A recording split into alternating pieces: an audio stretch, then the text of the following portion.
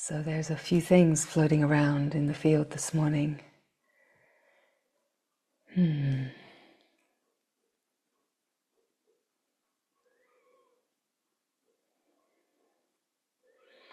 flavor of what is dancing is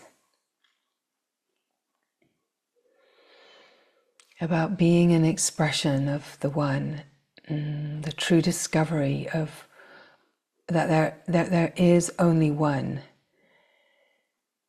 That as long as there's someone that feels to be in relationship with the one, that's not one, right?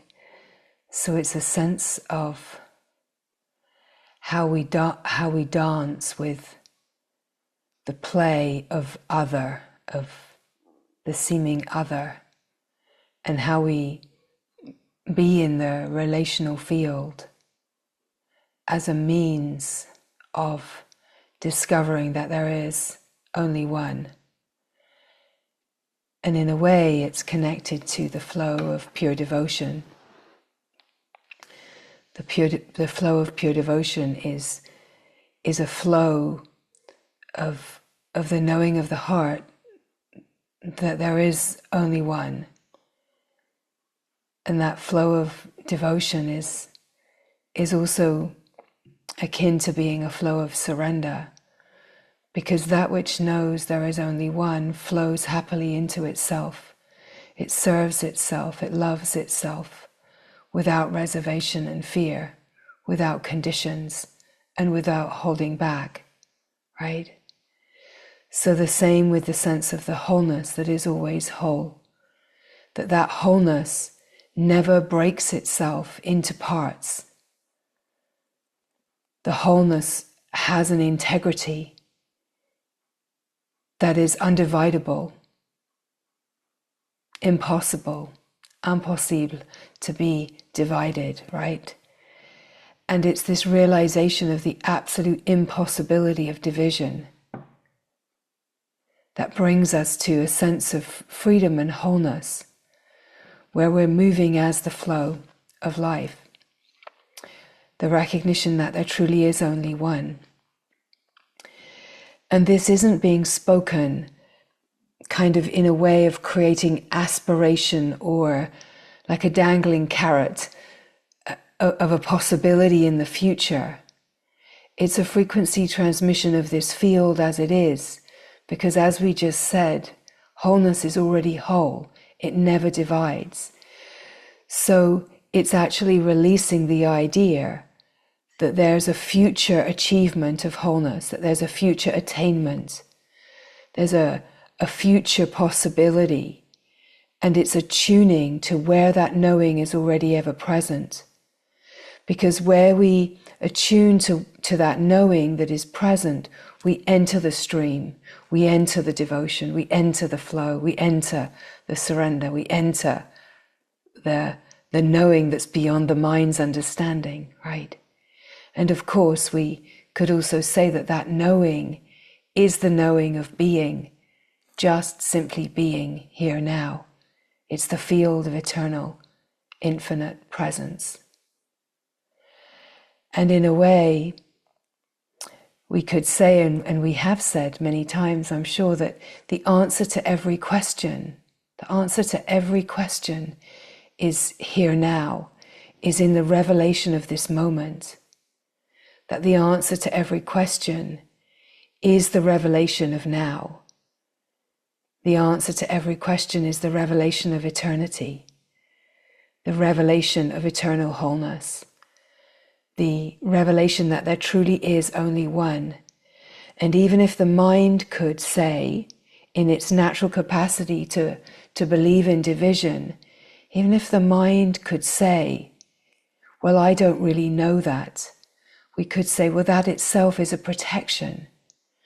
But there is a frequency of knowing of the undivided reality, the truth that there is only one, and that one is not me in relationship to that one, that the one is the absolute ultimate supreme belonging, where there is no division, where there is no separation and there never has been, that we're not trying to heal a division, that we're coming into the revelation.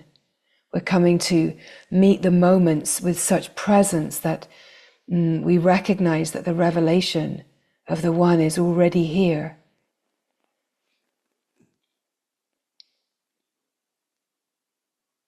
That we're not in a fix it, change it kind of deal. That we're surrendering the fix it, change it philosophy and frequency, because the fix it, change it believes that there's something wrong with me. It's identified with that belief that there's something wrong with me. It's identified with the belief that it's possible to be divided from wholeness, that it's possible for wholeness to divide, which in itself is like a terrible grief-stricken possibility, right? In itself, it's like if we believe that division is possible, then we're already bought in to the kind of like the grief of separation, the grief in that belief, because that is the whole complex, that there's something wrong with me, that this life is divided, that these things of the world are separate. And so in a way, what is dancing in our field this morning, in a way it always is, but it has its own frequency and potency in the way that it comes forward to be expressed. What is dancing is this sense of the wholeness that is truly undivided, and that when we really attune to this frequency, that this frequency is an integrity where the answer to every question rests not in the how-to, the instructions, the healing, the process, that it's the immediate revelation that carries the potency, that kind of dynamites the belief systems in limitation. It kind of just blows apart this whole sense of what I'm working towards. Because in order to be truly free, in order to really come to a true sovereignty, it's like we have to dissolve the belief that the healing is outside of us, that the divine is outside of us, that we're working towards something that we will achieve. If we believe that we're working towards some kind of attainment that's outside of us, then that actually is the frequency of the dangling carrot. But we're creating it ourselves, and we're creating it from the belief in unworthiness. We're creating it from the frequency and belief that division exists. We're creating it from a frequency that believes that it's possible for there to be separation and division, and that my whole life is like a process of sticking Humpty Dumpty back together again, right? Whereas what we're really saying is it's the revelation of the true eternal. The true eternal is the revelation that there never has been division, that wholeness has already been whole, that unworthiness isn't fixed by a belief in worthiness, that unworthiness is resolved in the heart that knows that it's a complete impossibility. So the world play of separation is always going to be carrying frequencies of unworthiness, because as long as there's a belief in separation, there's a belief in division, there's a belief in hierarchy, there's a belief in lack, there's a belief in deficiency, there's a belief in that possibility. So this frequency transmission that's really potent in our field this morning is: see through it all, beloved. See through it all. End the journey.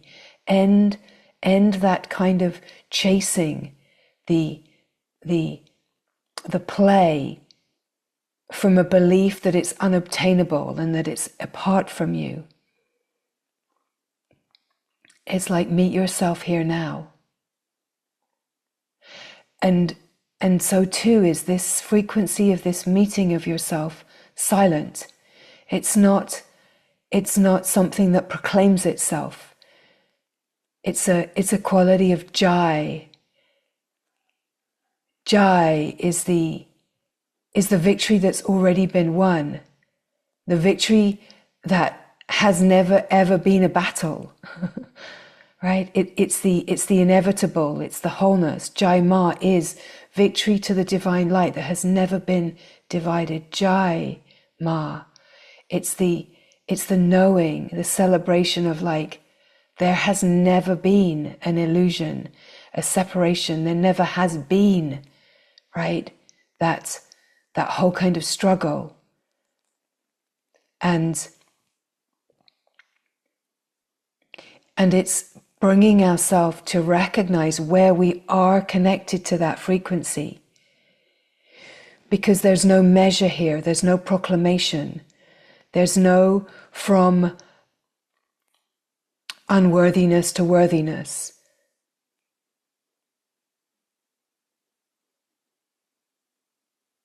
There's no from and to, which is like a success story where the play of opposites has been conquered.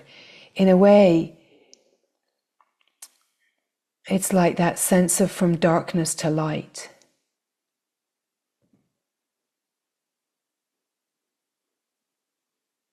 It's seeing through that the darkness itself has only ever been light. And it's the revelation and celebration of that seeing. Right? Now, sometimes this kind of sharing doesn't fall so well upon the sense of struggle of like, yeah, but what about the things that I'm challenged with in my life and the things that feel hard? And, you know, we can do plenty of speaking about navigating the human experience, because for sure that too is helpful, because it touches into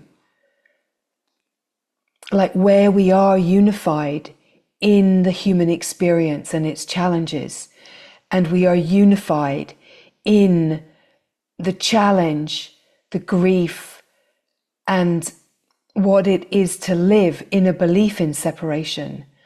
But in a way, the invitation always has to be at the frequency that is calling us out of that belief and not collaborating with it, right? So as we often say, it's a collaboration with love, not a collaboration with fear. And it's the collaboration with love that brings the revelation that fear is love in disguise.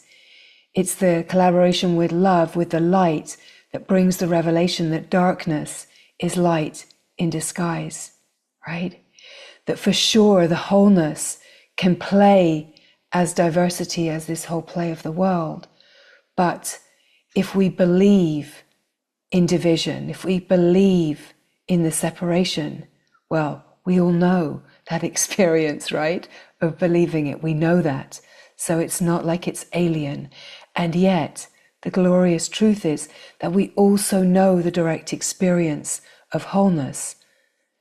And we are constantly coming to the presence and the frequency field, like an attunement to what already knows it, because we want to keep kind of fearlessly seeing through how fear wants to bring us into collaboration with powerlessness, with helplessness and hopelessness. And it's important to touch the feelings of this without collaborating with it. There's a curious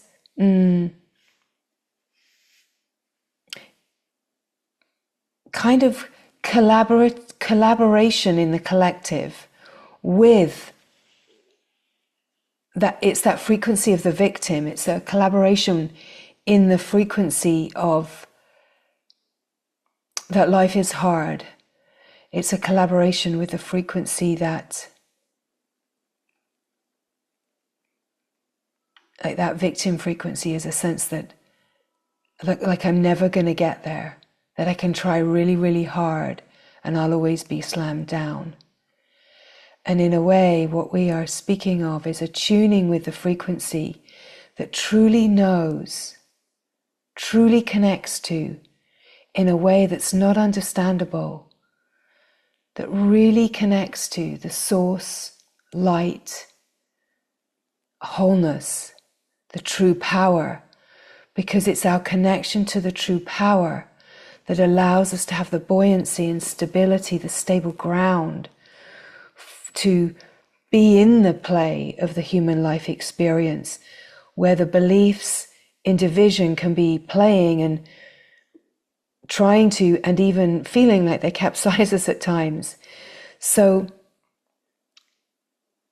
if we find ourselves dancing in the frequencies of the possibility of healing,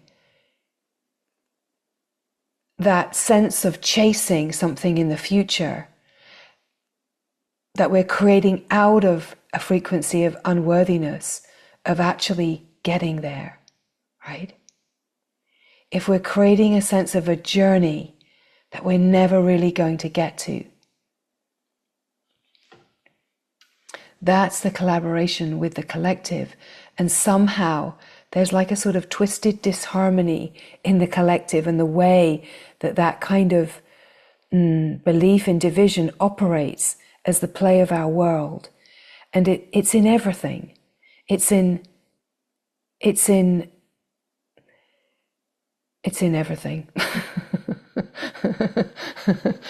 If we start to make a list, we could be here a very long time.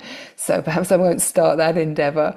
But it's in everything, and it's surprising every day of like, oh my God, there it is. You know, just all of the information, all of the ways that are trying to pull us into the fear, the trying to belong, the trying to fit into a frequency of discordance, trying to belong to, trying to find safety in. It's just like we have to see through how those frequencies that are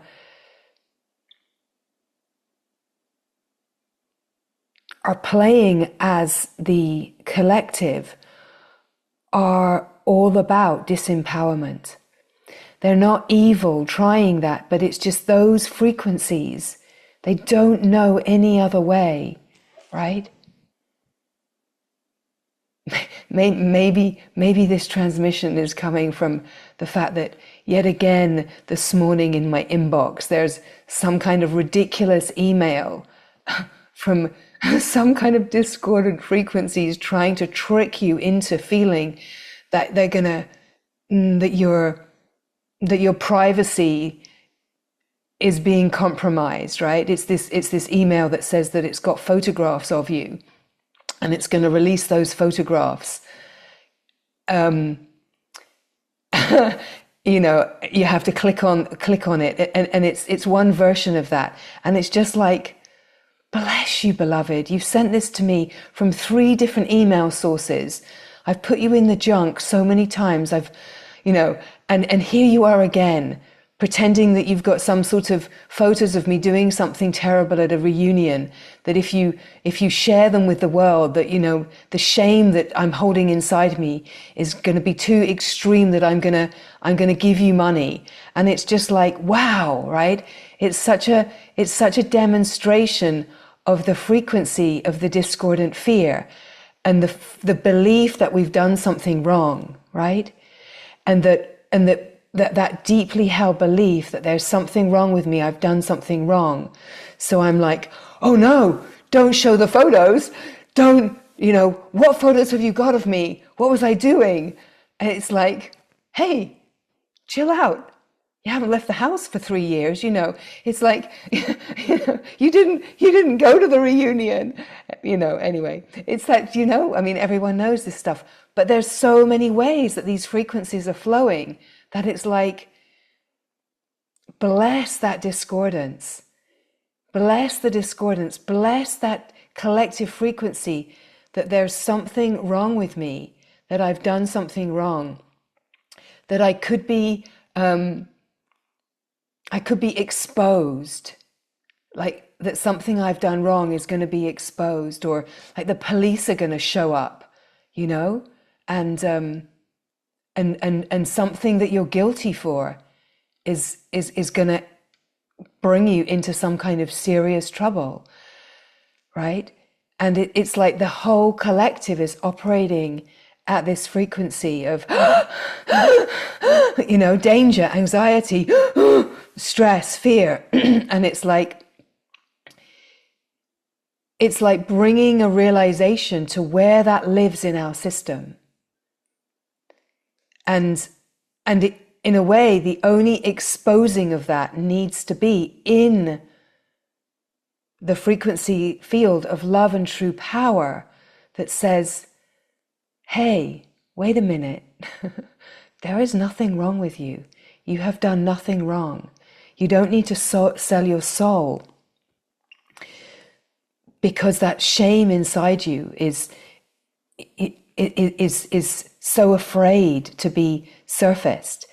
So this is again why we speak about really meeting the feelings, meeting every feeling that comes, and coming to the revelation that nothing has power over us when we realize that there is only one power, and that one power is love, and that when we can bless the craziness of the play of the world and that collective frequency of fear, that we truly make our collaboration with love and wholeness, that it's like we have to escape from the way that fear, the frequency of fear and shame and lack and guilt are binding us to the collective, and to that collective anxiety, that collective fear, that collective doubt, that collective kind of chasing, trying, efforting to be better, to improve, to fit in, to belong, right? And that in a way, whatever is in our play is offering us this opportunity to see, where is that happening? And where am I being pulled in? Because what we're speaking of this morning, and this frequency that's really alive, is the wholeness that's always whole, the one that truly is only one, that we're not somebody that's in relationship with that one, that we are that one, we are one with the one, that the one is a wholeness that we absolutely belong to. It's where true safety is, and we enter this through the field of silent presence. We enter our remembering, our resonant remembering. It's not a mental remembrance, it's not in time and space, it's a resonant remembrance of the eternal. It's a resonant remembrance that there's truly only one power. And even if that may feel like it's not totally known or being lived, that's okay. That's the whole idea, is that it's not about the revelation that in that second that we're living it in every dimension of life. It's that we find our connection to source, to wholeness. And that connection to source is connection to true power that gives us the capacity to shift the frequencies of our lived experience to align with the one power, to align with love, right?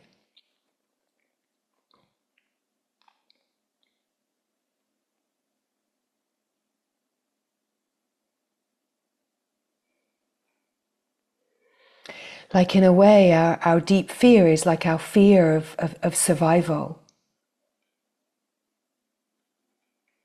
That something's going to take away our survival, our safety, our belonging. But we've come to learn through belief that nourishment is in the worldly.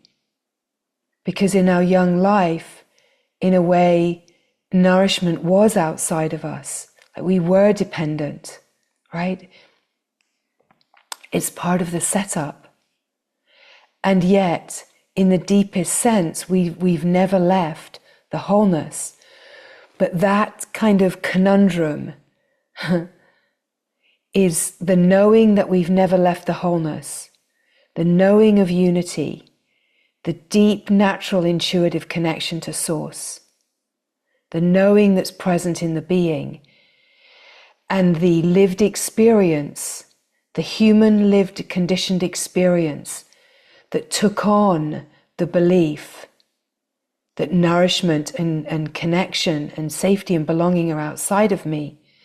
So what we're speaking of is something very subtle but very profoundly beautiful, is that we are the wholeness that has been willing to play the game of separation. We are the wholeness that has been willing to play as diversity. And the reason that that has happened is because our deepest, deepest knowing is that division never happens, that we never lost the wholeness, we never lost the knowing of our unity, we never left the one. A human birth doesn't take us away from the one. It's a play.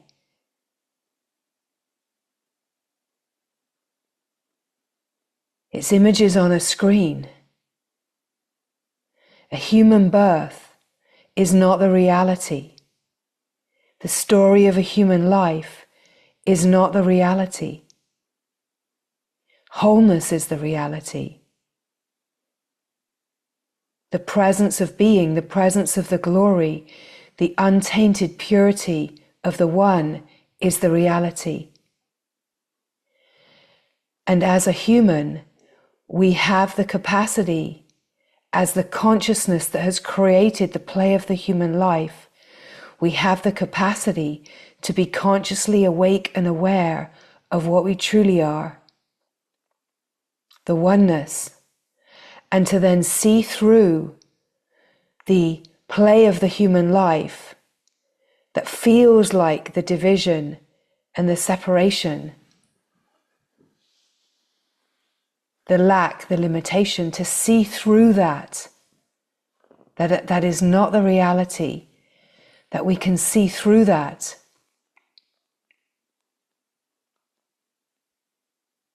And then we can live the rest of the human life in a way, in the knowing of the eternal, infinite, boundless truth of who we are. And we can bring the great, glorious good news of the love that is to the surface of life, for the freeing of the consciousness of all of humanity.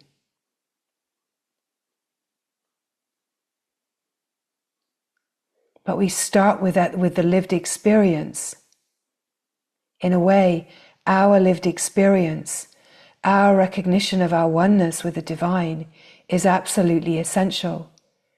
In a way, the whole lived experience is pure devotion, is pure reverence. Every move, every act is a kind of glorious worship of the one. And that one is not outside of us. That one doesn't ask us to divide. That one doesn't ask for our power to be somewhere else. That one asks for us to return our power to the source of it all and to come to a true sovereignty.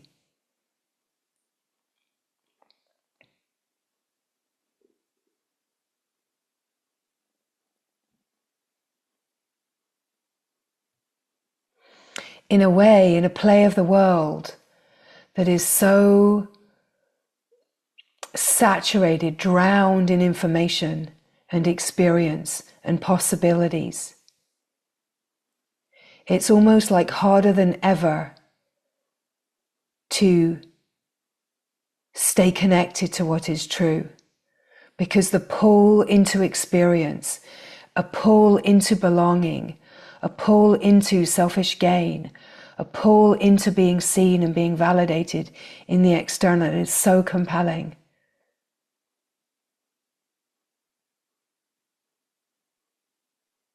The pull into me and mine, my life.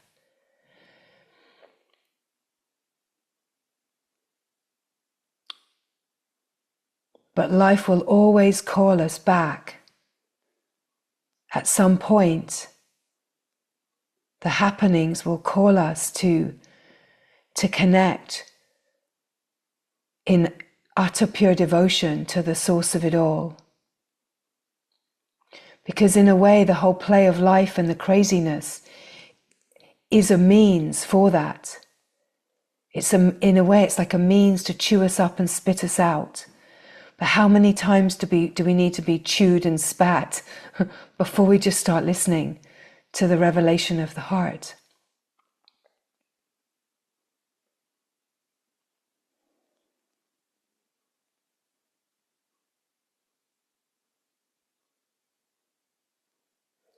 It's like, don't drink the Kool-Aid.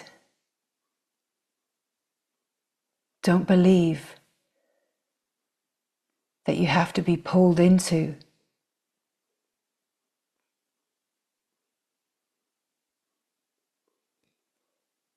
the frequencies of fixing and changing and moving in a world to fit in and belong. It's like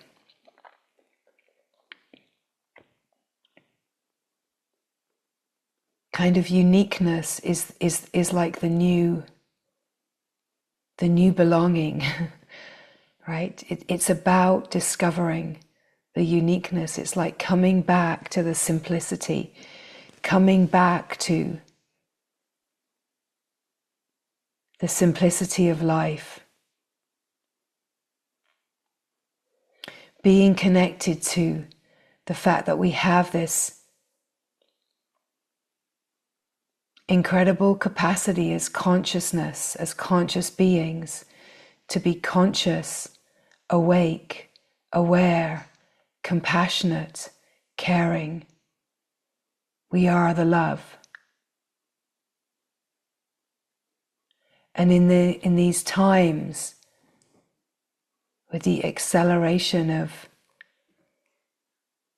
the age of technology and artificial intelligence, and it's so easy to be impressed as a human that feels unworthy. It's so easy to be impressed. It's so easy to be taken in by things that you think know more, have more, can give you something that will finally make you feel worthy. But that's all of the dream. That's just another opportunity to be chewed up and spat out. It's like until we come to realize the incredible potency of the intelligence that we are, and we collaborate with what is real and true,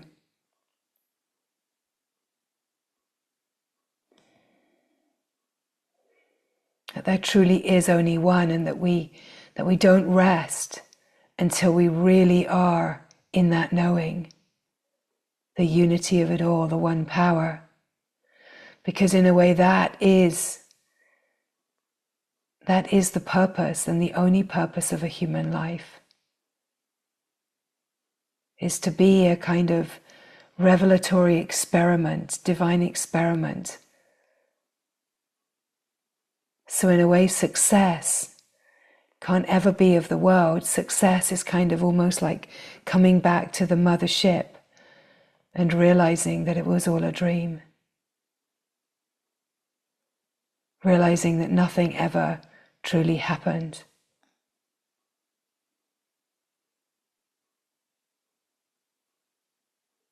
Of course, the play of the world is going to make that kind of revelation unpopular. Let's make the true and complete non-dual revelation unpopular because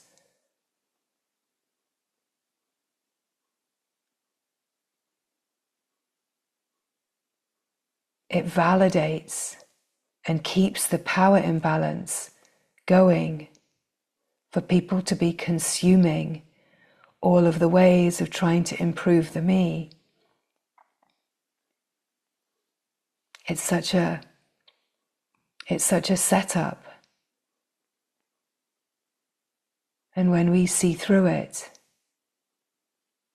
it could make us want to tear our hair out again and again and again. But the revelation of love is just to bless it, just to bless the innocence of it all, just to bless the kind of desperation of the way that fear moves, but to be able to recognize and feel the underlying energetics and frequencies that are at play, and to rest in the power of love, to rest in that frequency that sees and blesses, that knows where true safety is, that knows what true belonging is, and is actually willing to be the pioneer. As we've said before, there's that sense of who wants change, who wants to upgrade, right? Everyone puts their hand up. Who wants to actually kind of lead that, pioneer that? And suddenly it's like, yeah, I'm not so sure about that. But that's even the frequency of unworthiness, right? I don't want to step forward. I don't want to be visible. I don't want to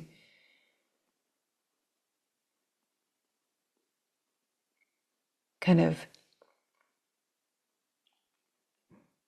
challenge the status quo. I want to belong more than I kind of want to enter into that kind of realm. But in a way, life is asking us to step in and up, to truly live this, and to live it so that it is a known frequency, that to kind of pioneer, lead, be a way shower is just to be living at the frequency. It's not about actually doing anything in particular. It's about being the living frequency. As we said, true worthiness is quiet. True revelation is quiet. True revelation isn't trying to be seen. Yeah.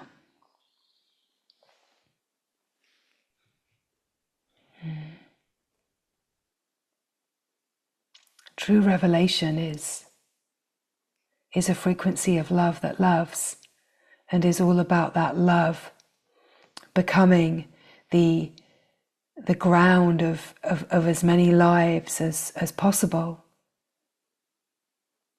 About truly recognizing that there is only one and what that actually is.